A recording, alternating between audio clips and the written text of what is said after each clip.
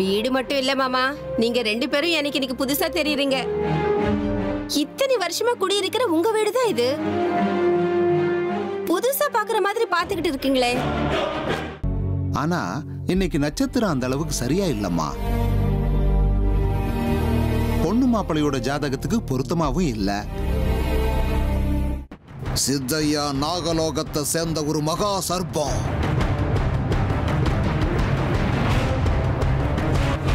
அந்த நாகலோகத்தோட ஒரு மகா சர்ப்பத்துக்கு ஒரு மனுஷனோட உருவத்தை கொடுத்து உங்க வீட்டுக்கு அனுப்பி வச்சது நான் தான்.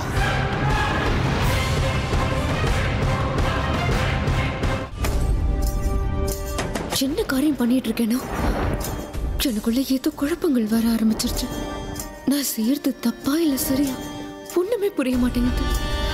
எப்படியாவது அர்ஜுனுக்கு நெருக்கமாகணும்னு என்னென்னமோ நாடகம் எல்லாம் ஆடிட்டு இத்தனை நாள் என்ன ஆனாலும் நேர் வழியில போயிட்டு இருந்தேன்னா அர்ஜுன் அடையறதுக்காக இப்போ நாடகம் எல்லாம் ஆடிக்கிட்டு இருக்கேன். அதுவும் என்னோட உயிர் சிநேகிதியான அமிர்தா கிட்ட. எனக்குள்ள என்ன நடக்குது? இன்னும் கொஞ்ச நேரத்துல எல்லா சாஸ்திரங்களையும் ஆரம்பிச்சிடுவாங்க. இந்த குடும்பத்தோட பார்வையில நான் அமிர்தாவா அர்ஜுன் பக்கத்துல உட்கார வேண்டிய நேரம் நெருங்கிட்டே இருக்கு. நானும் இதுக்காக தானே ஆசைப்பட்டேன். இது என்னுடைய முடிவு தானே. இருந்தாலும் எனக்குள்ள ஏன் இவ்வளவு குழப்பம்?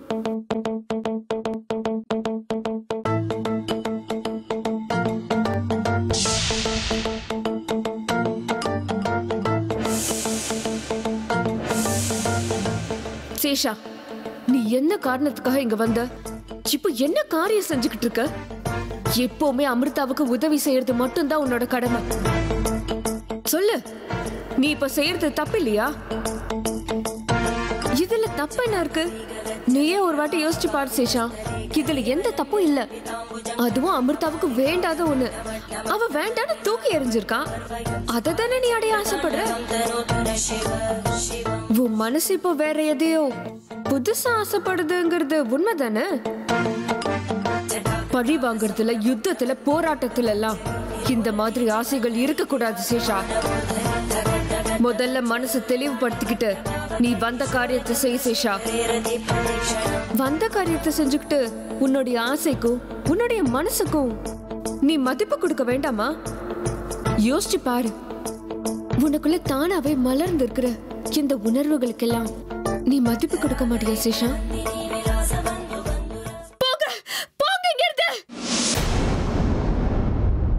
எனக்கு நீங்க 2 பேருமே வேண்டாம். தயவு செஞ்சு என்ன நானாவே இருக்க விடுங்க.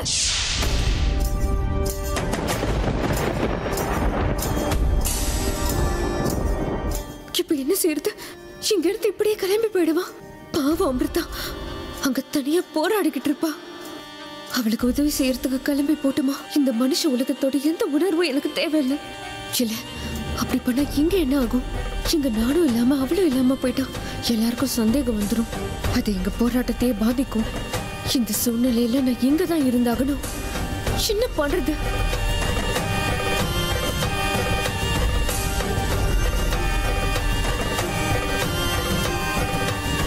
ஏங்க அமிர்தா, ஏங்க அமிர்தா,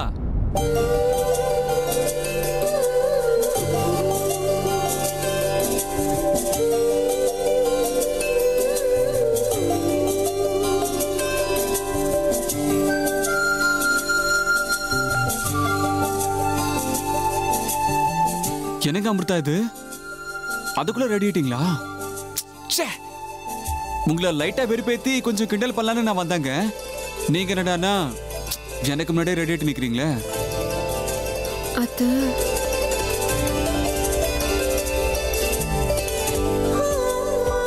வாவ்,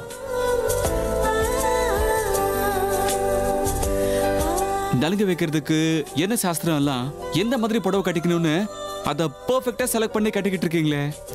உங்க டேஸ்ட் உண்மையிலேயே சூப்பர் தாங்க. பரவாயில்லையே. ஏன் பொண்டாட்டி புத்திசாலி தான். இந்த அர்ஜுன் கையால இன்னொரு தடவை தாலி கட்டிக்கிறதுக்கு அவ்வளவு அர்ஜென்ட்டா உங்களுக்கு?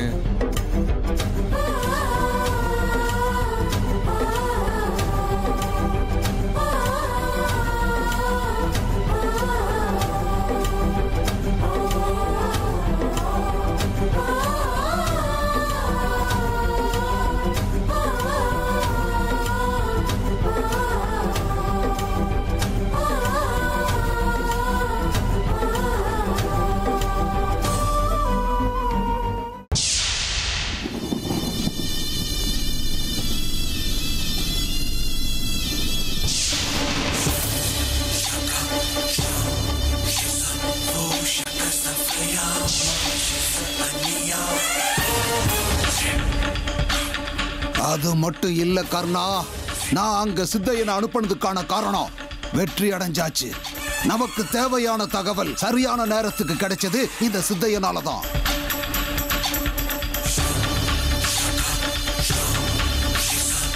சித்தையா, எல்லா விதமான பூஜைகளையும் நீ செஞ்சு முடிச்சிட்டல்ல? பாபா, எல்லா பூஜையும் முடிச்சாச்சு. உங்களுக்காக தான் காத்துக்கிட்டு இருக்கேன்.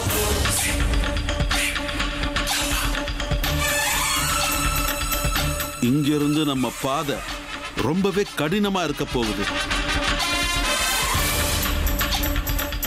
நாம வைக்கிற ஒவ்வொரு அடியும் ரொம்ப எச்சரிக்கையா வைக்க வேண்டியது இருக்கும்.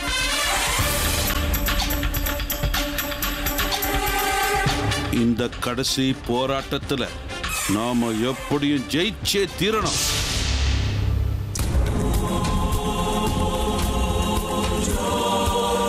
பாபா, அந்த நாகமணி நம்ம கைக்கு வர்றது உறுதியா? அதுல சந்தேகமே வேண்டாம் விஷ்ணு. எனக்கு நானே கெடு குறிச்சு வச்சிருக்கேன்.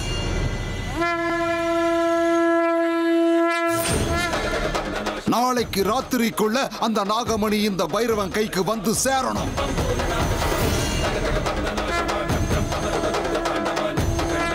ஒருவேளை தப்பி தவறி நான் இதுல தோத்துட்டா, இதே கோவில்ல ஒரு ஹோம குண்டத்தை சிருஷ்டி பண்ணி அதுல குதிச்சு தற்கொலை பண்ணிக்குவேன்.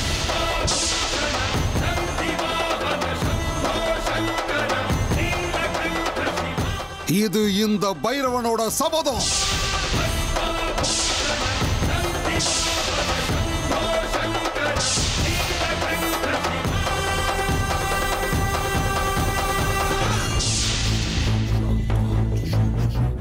இதே வார்த்தையத்தான் பல நாட்களுக்கு முன்னாடி அந்த ருத்ரங்கிட்ட சொன்ன. இப்பவும் அதையே சொல்ற விஷ்ணு. இந்த பைரவன் சொன்ன வார்த்தையையும் போட்ட சபதத்தையும் என்னைக்கு மீற மாட்டான். அவசரப்பட்டு முடிவெடுக்கிறது சரியா இருக்காது பாபா. விஷ்ணு, என்ன நினைச்சுக்கிட்டு இருக்க நீ? நான் யோசனை பண்ணி முடிவு பண்றவன் கிடையாதுன்னு நினைச்சுக்கிட்டு இருக்கியா? அது நான் அப்படி சொல்லல பாபா. பாரு பாரு விஷ்ணு, என்னோட தன்னம்பிக்கைய பாரு. நான் இவ்வளவு உறுதியா தைரியமா பேசிட்டு இருக்கேன்னா நாகமணியை அடைவோங்கிற நம்பிக்கை எனக்குள்ள எந்த அளவுக்கு இருக்குன்னு யோசனை பண்ணி பாரு.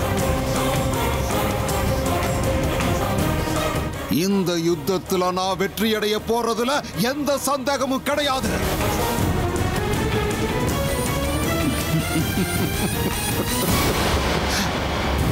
ஒருவேளை தப்பி தவறி நான் தோத்துட்டா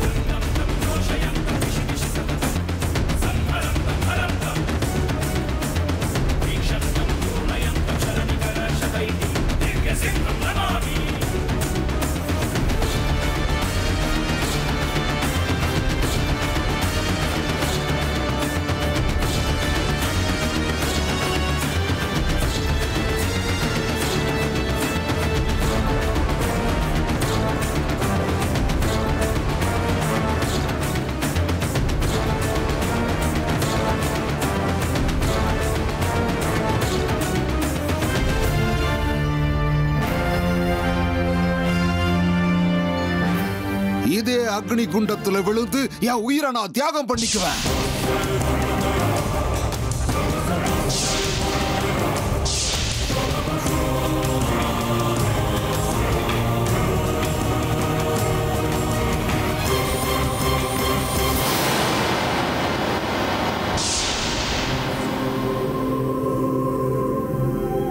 இந்த பாவிக்கு, இந்த கீழ்த்தனமானவனுக்கு இந்த அளவுக்கு தன்னம்பிக்கை இருக்கும்போது இவனோட சூழ்ச்சி ரொம்ப பெருசா தான் இருக்கும்னு தோணுது.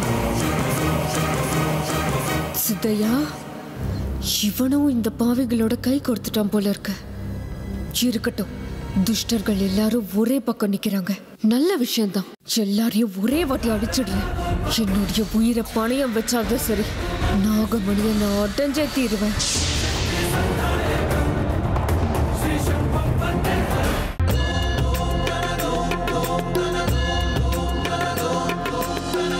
धवल स्वर्णोदय दीप्तिम अखिल भुवन चैतन्य प्रसादम काल गमन सत्कारण धीरं तं नमामि ग्रहनायक सूर्यं अमृत किरण रसरम्य प्रवाहं ललित ललित लावण्यललावं महित महित माधुर्य मनोज्ञं तं नमामि सान्द्रोदय चन्द्रं रागभोग संधान संपूर्ण प्रभावं नव्य दिव्य सौंदर्य सुधीरं तं नमामि सम्मोहक सुखम् अतुल चतुर पटुलौकिक मूर्तिं सकल कार्य हित कौशल कीर्तिं तीव्र वेग संचारण तत्त्वं तं नमामि संयं बुध देवम्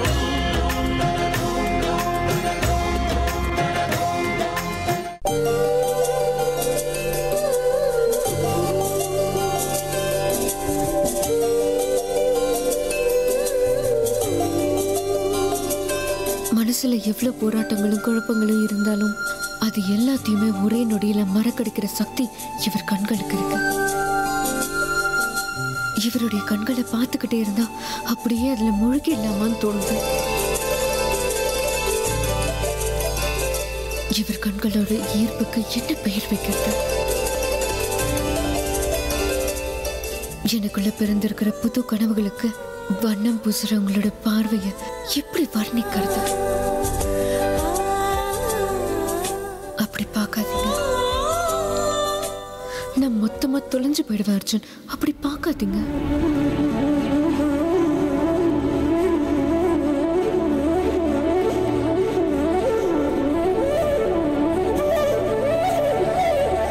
ஏங்க அமிர்தா, ஏங்க அமிர்தா, என்னங்க அப்படியே பார்த்துக்கிட்டே நிக்கிறீங்க? இன்னும் கொஞ்ச நேரம் விட்டுட்டா உங்க பார்வையிலேயே என்ன அப்படியே முழுங்கிடுவீங்க போல இருக்கு. எந்த யோசனையில அப்படி முழுகி போனீங்க? ஓஹோ, அன்னைக்கு ஒரு தங்க சிலையோட கதை சொன்னீங்களே, இன்னைக்கு அந்த மாதிரி ஏதாவது கதை சொல்ற பிளான் இருக்கா உங்களுக்கு? சிரிச்சிட்டீங்களா? இப்பதான் என்னோட அமிர்தாங்கிற இந்த சிலைக்கு உயிர் வந்த மாதிரி இருக்கு. ஏங்க, இவ்வளவு நாள் நான் ஏதாவது காமெடி பண்ணனா அப்படியே கோவ பார்வையில பாம்பு சீர்ன மாதிரி சீர்வீங்க. இன்னைக்கு என்ன ஏதோ சிலை மாதிரி சும்மா நிக்கிறீங்க? ஏங்க, இந்த அர்ஜுன் மேல ஸ்பெஷலா லவ் வந்த மாதிரியே தெரியுது. ஆமா, ரொம்பவே.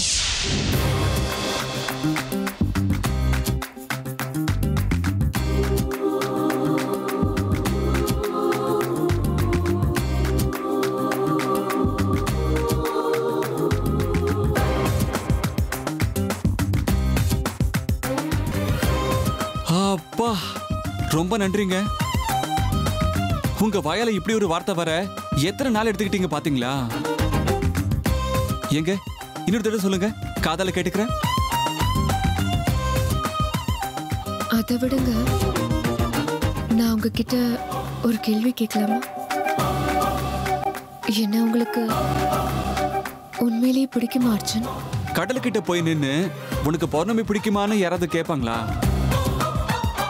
இல்ல தும்பிக்கிட்ட போய் உனக்கு மகரந்தம் பிடிக்குமான்னு கேட்பாங்களா? இல்ல சூரியன் கிட்ட போய் உனக்கு தாமரையை பிடிக்குமான்னு கேட்பாங்களா? இல்ல அப்படி கேட்கதான் முடியுமா? அர்ஜுனுக்கு அமிர்தாவை பிடிக்குமா அப்படிங்கிற கேள்வியே முதல்ல ரொம்ப பெரிய தப்பு. புரியுதா?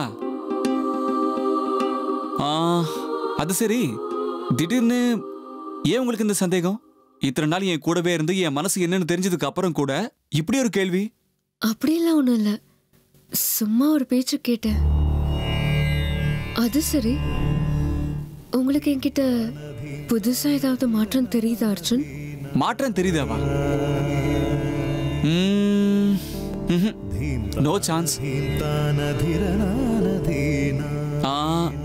அதே கண்கள், அதே நீளமான மூக்கு, அதே தாமரை இதழ்கள், அதே பௌர்ணமி நிலவு மாதிரி இருக்கிற அழகான முகம், அதே சின்ன குழந்தை மாதிரி மனசு. என்னோட அமிர்தா, என்ன அப்ப பார்க்கும்போது எப்படி இருந்தீங்களோ இப்பவும் அப்படிதான் இருக்கீங்க. மாற்றம் ஏற்பட வாய்ப்பே இல்லை.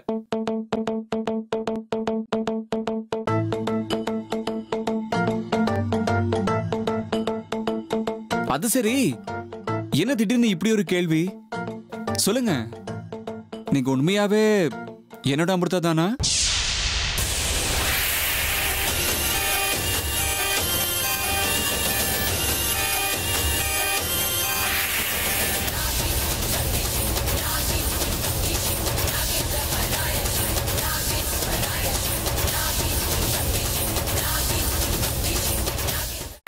பாபா, இதுக்கு மேல இங்கே நின்னுகிட்டு நேரத்தை வீணாக்காதீங்க. பொழுது சாயறதுக்குள்ள ருத்ர பர்வத மலைக்கு போறது நல்லதுன்னு தோணுது. சித்தையா, எங்களோட இந்த காரியத்துல நீயும் துணையாயிருந்தா எங்களுக்கு பேருதவியாயிருக்கும்.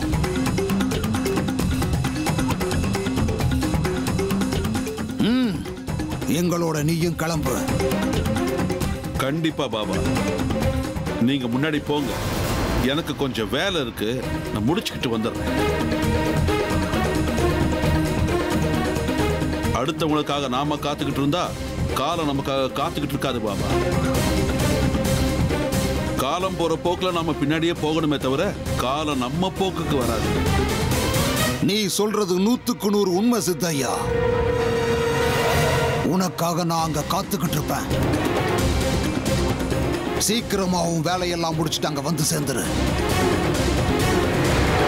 விஷ்ணு, கர்ணா, கிளம்பலாமா? சரி பாபா, கிளம்பலாம்.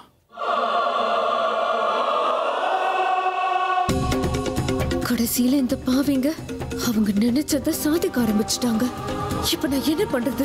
இவங்களை நான் எப்படி தடுக்கிறது? இவங்களுக்கு சந்தேகம் வராத மாதிரி எப்படி இவங்களை பின்தொடர்ந்து போறது? இப்ப நான் ஒழுங்கா திட்டம் போட்டு செயல்படுத்தலைன்னா ஆபத்தாயிடும்.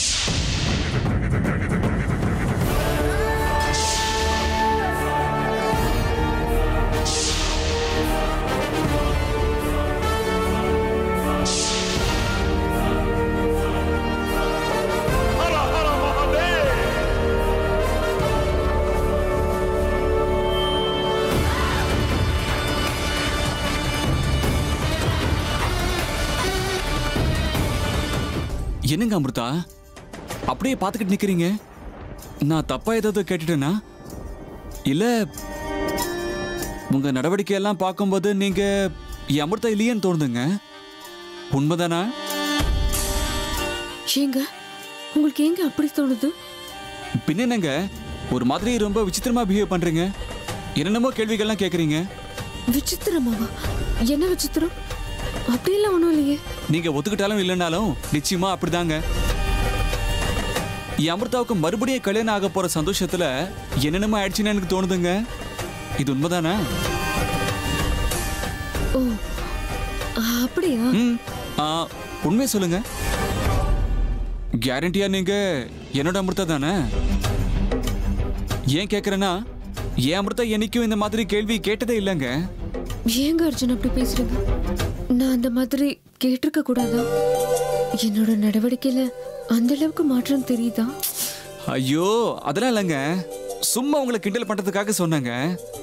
கல்யாண சாஸ்திரத்துல ஒரு பொண்ணோட நடவடிக்கையில இருக்க வேண்டிய சந்தோஷம், வெக்கம், ஏக்கம், பயம் இதெல்லாம் எந்த அளவுக்கு இருக்கணுமோ அந்த அளவுக்கு இருக்குங்க. என்ன இது இருக்கு, நீங்க இந்த மாதிரி கேள்வி எல்லாம் கேட்டதே இல்லையா?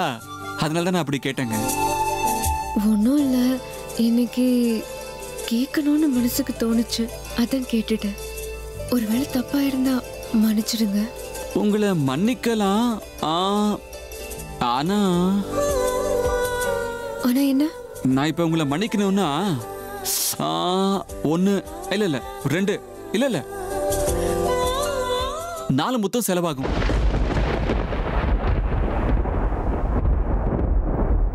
நீங்க கொடுக்க மாட்டீங்கன்னு தெரியும். நானே எடுத்துக்கிறேன், பரவாயில்லையா?